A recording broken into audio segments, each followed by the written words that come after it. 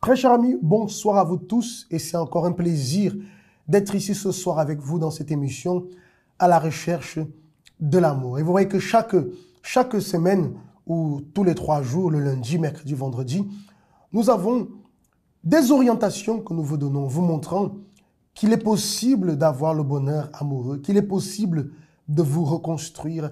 Et souvent les personnes, lorsqu'elles entendent cela, elles disent « Ah, mais c'est encore des belles paroles. Comment est-ce que je veux me reconstruire? Comment est-ce que moi qui ai tellement souffert, comment est-ce que moi qui ai passé tellement de temps seul, comment est-ce que je veux trouver quelqu'un avec qui je veux pouvoir être heureux ?»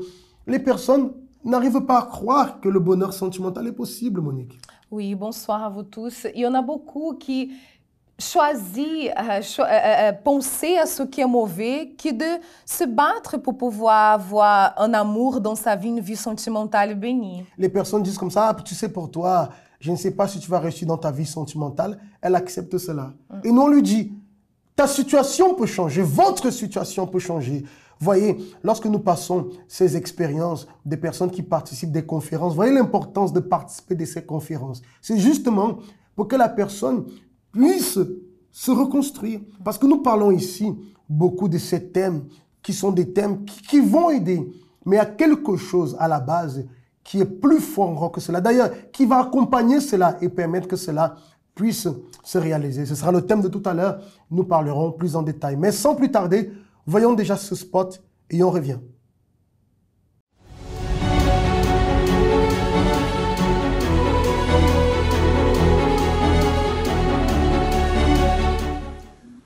Bonsoir à vous tous. Nous sommes ici avec l'évêque et tous les pasteurs ainsi que les épouses. Et nous allons avoir ce propos très spécial durant 3 semaines. Nous allons consacrer ici ce parfum pour vous transmettre la bénédiction que chacun de nous avons reçue. Un jour, nous aussi, nous étions célibataires. Certains d'entre nous ont connu des déceptions sentimentales, mais ont été guéris. Et Dieu nous a honorés dans notre foi, nous avons persévéré. Et chacun de nous aujourd'hui, avec la direction de Dieu, nous avons pu trouver, nous les pasteurs, une femme de Dieu qui nous accompagne et les épouses, un homme de Dieu à leur côté. Et c'est cette bénédiction que nous allons vous transmettre lorsque nous allons faire l'onction avec ce parfum. Quelle que soit votre situation, vous qui avez connu des déceptions, comme Dieu nous a guéris, vous aussi vous serez guéris. Vous qui êtes célibataires, comme Dieu nous a donné la direction pour que nous puissions trouver la personne qui nous accompagne aujourd'hui, l'épouse ou le mari, alors vous aussi vous allez recevoir la même bénédiction. Alors nous vous invitons à être présents les 3 semaines prochaines où vous allez recevoir la bénédiction ici de tous les serviteurs et les servantes de Dieu. Nous allons consacrer ici avec tous les pasteurs ainsi que les épouses. Seigneur notre Dieu et notre Père, au nom de Jésus-Christ, nous te présentons ce parfum, Seigneur mon Dieu. Et dans cette prière que nous faisons ici, mon Dieu, chaque pasteur, épouse, transmet la bénédiction qu'ils ont reçue, Seigneur. En tant que célibataire, tu nous as honorés, Seigneur. Certains étaient blessés sur le plan sentimental par des déceptions, Seigneur. Mais tu as apporté cette guérison, Seigneur. Mon Dieu, tu nous as tous aidés à trouver la femme de Dieu pour nous les pasteurs, pour les épouses, l'homme de Dieu. Et aujourd'hui, dans notre mariage, tu nous bénis, Seigneur. Toutes ces bénédictions, c'est ce que nous transmettons dans ce parfum, Seigneur. Et chaque personne qui va persévérer dans ce propos, Seigneur, de la vie sentimentale, recevra cette bénédiction, mon Père. Et dans leur marche, dans leur persévérance, cela va s'accomplir. C'est ce que nous déterminons au nom du Seigneur Jésus-Christ. Amen. Et grâce à Dieu. Voilà l'opportunité alors pour vous de recevoir cette grande bénédiction. Ne manquez pas. Et surtout, invitez quelqu'un dans votre entourage qui passe par des moments difficiles dans sa vie sentimentale afin qu'elle puisse recevoir aussi cette bénédiction. Ici déjà transférée dans ce parfum spécial. Que Dieu vous bénisse et à bientôt.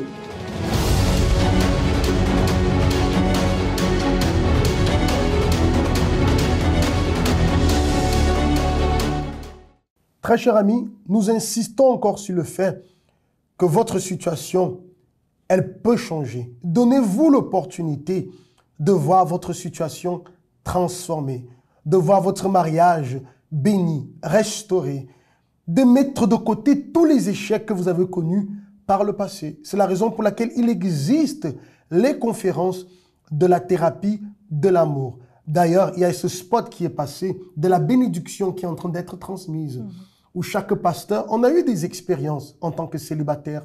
On a vaincu, je dirais, des traumatismes en tant que célibataire.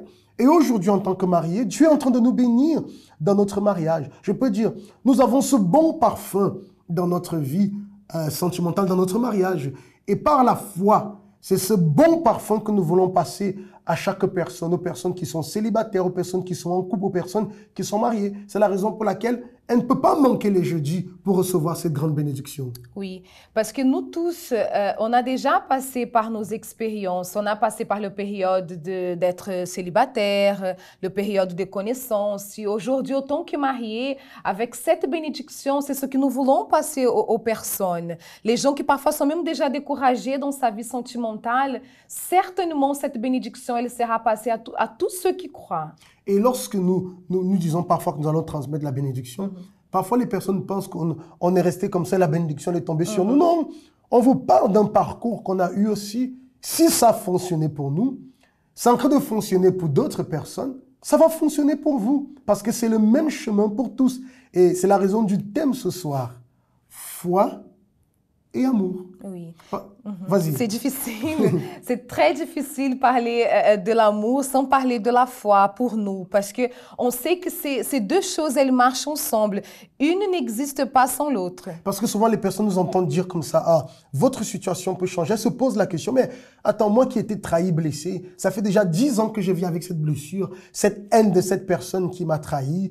Moi, je porte tellement de traumatismes de mon passé. Mais comment est-ce que ma situation sentimentale peut changer? Il y a des personnes qui ont déjà vu des psychologues, enfin, et des personnes même qui consultent, et on va dire comme ça, des spécialistes matrimoniaux pour essayer de les aider. Et ça ne marche pas. Du monde a déjà tout fait. Comment est-ce que notre situation peut changer? Ce que la personne parfois ne sait pas, ou parfois qu'elle oublie, c'est que celui qui a établi le mariage, la vie sentimentale, c'est Dieu. Donc lorsque nous parlons de vie sentimentale, nous parlons de mariage, nous ne pouvons pas mettre Dieu de côté. Et si Dieu est dedans, c'est que la foi fait partie. Donc lorsque nous insistons sur le fait que votre vie va changer, c'est parce que nous partons de la base de la foi, que Dieu ne prend pas plaisir à voir les personnes détruites dans la vie sentimentale. S'il l'a établi, c'est parce qu'il sait qu'une vie sentimentale bien établie apporte le bonheur de l'homme comme de la femme. Et c'est ce bonheur que Dieu désire pour chaque personne. Oui, et je me corrige parce que j'avais dit qu'un ne vit pas sans l'autre. Mais en vrai, ce que je voulais dire, c'est que l'amour, et quand on parle d'amour, c'est un amour intelligent. L'amour qui est intelligent, il ne peut pas vivre sans la foi. C'est impossible. Tu parlais là de reconstruction, de reconstruire la vie. Combien sont la vie amoureuse? Combien sont les personnes qui nous regardent et qui elles ne croient plus? Elles croient plus pour les autres. Parfois, vous êtes une maman qui vous voulez pas du malheur pour la vie sentimentale de vos enfants. Vous croyez pour eux, mais vous ne croyez plus pour vous. D'ailleurs, on voit que la définition de la foi, Isaac, c'est avoir la ferme assurance, la certitude des choses qu'on n'est pas en train de toucher encore. On ne voit pas encore, mais la chose, elle est là. Combien sont les personnes qui ont vécu une vie sentimentale détruite? Elle a eu des accidents dans sa vie amoureuse et qu'aujourd'hui, elle est liée à cette situation. Seule la foi peut retirer la personne de cette situation. Et lorsque nous écoutons les expériences des personnes qui participent de la conférence de la thérapie de l'amour, on voit, ce sont des personnes qui ont vécu des années avec cette situation et des blessures, des trahisons, des déceptions ou une vision erronée de la vie sentimentale, mais qui aujourd'hui, en mettant cette foi en pratique, parce que dans les conférences, nous ne parlons pas seulement des thèmes d'enseignement, mais nous apprenons aussi aux personnes à utiliser la foi qui est la garantie. Parce que lorsqu'on met la foi en action, il est impossible que la chose ne fonctionne pas. C'est la raison pour laquelle nous parlons avec tellement de conviction. Parce que Monique, tu sais qu'il y a des personnes qui arrivent même à se marier, on le voit. On voit des couples qu'on peut dire qui sont heureux, qui sont bien. Mais dès que vient une situation, ça anéantit tout. Et c'est le genre de personnes qui n'arrivent plus à se reconstruire. Mais pour nous qui sommes de la foi, déjà nous avons la direction de comment éviter certaines choses. Oui. Et s'il y a un problème, nous savons aussi comment résoudre ce problème. Parce que la foi nous donne la condition de tout résoudre. Le Seigneur Jésus a dit que tout est possible par la foi. Alors, vous qui êtes célibataire, il est possible de trouver une personne avec qui vous allez passer le reste de votre vie. Vous qui êtes divorcés, vous pouvez reconstruire votre vie. Vous dont le mariage est en train de battre de l'aile, tout peut se refaire avec la foi. C'est possible, Monique. Oui, tout peut être construit. La personne qui a sa vie sentimentale à terre, c'est possible. C'est possible pour vous, vous en sortir de cette situation. Il suffit de venir, d'écouter, parce que parfois, Isaac, la personne, elle se trouve dans ces découragements parce qu'elle est seulement environnée par des choses qui l'amènent à croire cela. Mais si elle vient à la thérapie de l'amour, si elle vient dans ces conférences, elle va pour sa foi, parce que vous savez, tout le monde a une foi. Et la foi, c'est quelque chose qu'elle a besoin d'être nourrie, alimentée. Et en venant à la thérapie de l'amour, c'est ce qui va se passer. Vous serez alimenté. La vision que vous avez de ce qui concerne la vie sentimentale, cette mauvaise vision, ces mauvais yeux, si je peux dire comme ça, par rapport à la vie amoureuse, tout cela va être effacé par la foi qui sera injectée dans cette personne. Alors, vous devez apprendre à recevoir un autre type de parole. Si il y a des personnes qui nous écrivent, qui disent que voilà, les thèmes qui sont là les aident beaucoup. Alors, pourquoi ne pas mettre la foi maintenant? Vous qui dites qu'il avez déjà tout essayé et que ça n'a pas marché. Alors, nous vous proposons d'agir maintenant. Pas une tentative, mais de vous lancer véritablement. Vous allez voir que ça va fonctionner. Par la foi, vous allez connaître un véritable bonheur dans votre vie sentimentale, dans votre mariage, dans votre vie amoureuse. D'ailleurs, nous allons voir en ce moment l'expérience d'une personne qui participe avec nous dans les conférences de la thérapie de l'amour. L'expérience dont elle vous parle, c'est le fruit de la foi. À tout de suite.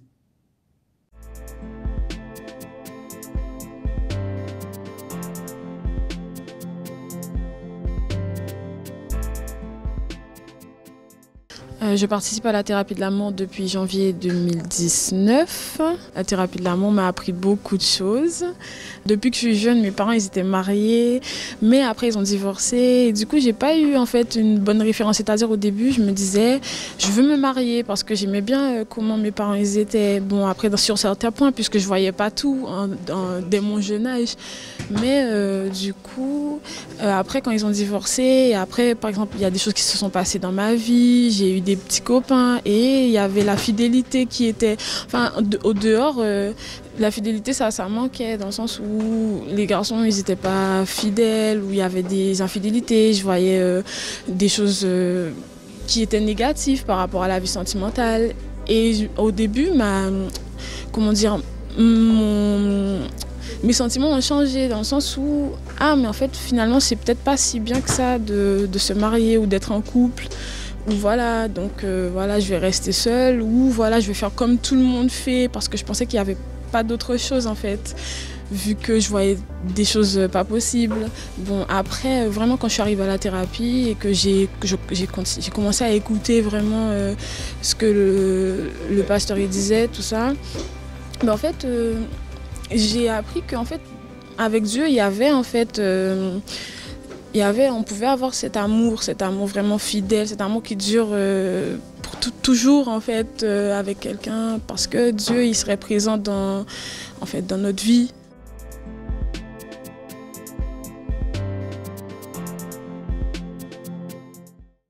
Voilà, très chers amis, nous arrivons donc au terme de cette émission.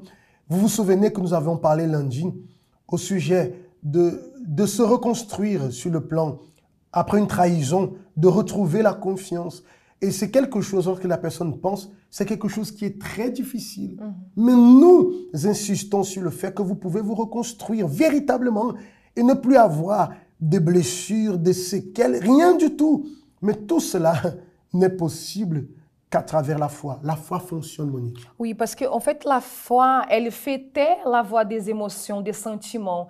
Parce que dans le cas de le thème de la semaine dernière qu'on a parlé de trahison, quand une personne, un couple, il décide d'aller de l'avant après avoir eu passé par une situation comme ça, tous les sentiments viennent, les pensées que cela va revenir peut arriver, le doute, mais la foi, quand on met la foi en action, quand on agit contre cela, elle fait taire la voix des émotions. On passe à agir et réagir, pas seulement par ce que nous sentons, mais on va penser, c'est avec notre raison. La personne vit avec une assurance, bien que les pensées du passé reviennent, mais ça ne réussit plus à l'atteindre parce qu'intérieurement, elle a une assurance qui est la foi et qui garantit alors le succès de la reconstruction. Très chers amis, nous allons conclure. Avant, n'oubliez pas, vous pouvez laisser votre message, soit un message écrit audio. Posez-nous votre question. Vous avez une expérience, quelque chose que vous voulez partager avec nous. Nous sommes à votre disposition, en sachant que demain, à 19 h, Monique et moi-même, nous serons ici à Paris, 254 rue du Faubourg Saint-Martin, pour vous recevoir et nous aurons la conférence alors à 20 h. Ne perdez pas cette grande bénédiction, non seulement ici à Paris, mais aussi à Ivry-Couronne, à Nantes et à Lyon, là à 19 h 30. Passez une très bonne soirée et à très bientôt.